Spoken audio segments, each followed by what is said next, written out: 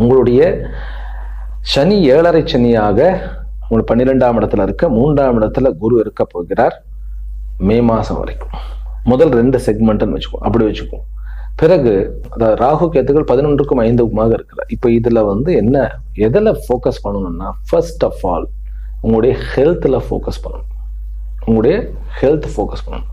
2வது உங்களுடைய எல்லா கம்யூனிகேஷனையும் செம்மைப்படுத்த வேண்டும். கம்யூனிகேஷன், டீலிங், கான்ட்ராக்ட், இந்த மாதிரி விஷயங்கள்ல நல்லா ஃபோக்கஸ் பண்ணினாக்கா இந்த 2026 முடியும் பொழுது உலகம் உங்களுடைய கையில். அதுதான் மேஷராசி என்பவர்களுக்கு நான் சொல்ல விரும்புவது. அதே போல இந்த வருஷம் கேத்து 5ஆம் இடத்துல சிம்மத்துல உட்கார்ந்து இருக்கிறதுங்க ஒரு கிஃப்ட். ஏன்னா சிம்மாதிபதியினுடைய ஆளுமை தான், சூரியனுடைய ஆளுமை தான் இந்த வருஷம் முழுவதுமே. அப்படிங்கும் பொழுது அதுல கேத்து உட்கார்ந்துருக்கார் சூரியனுடைய இடத்துல. உங்களுக்கு அது ஒரு பெரிய கிஃப்ட். நீங்க அதாவது உங்களுக்கு ஒரு ரகசியமான ஒரு வலிமை கிடைக்கும். மேஷராசி என்பவர்களுக்கு கஷ்டம்தான். குரு 3ஆம் இடத்துல மறைகிறது அப்படிங்கிறது கொஞ்சம் கஷ்டத்தை தான் கொடுக்கும். அவர் கடந்த வருஷம் கடகத்துக்கு போயிட்டு மறுபடியும் வந்துட்டாருன்னாலும் கஷ்டத்தை தான் கொடுக்கும்.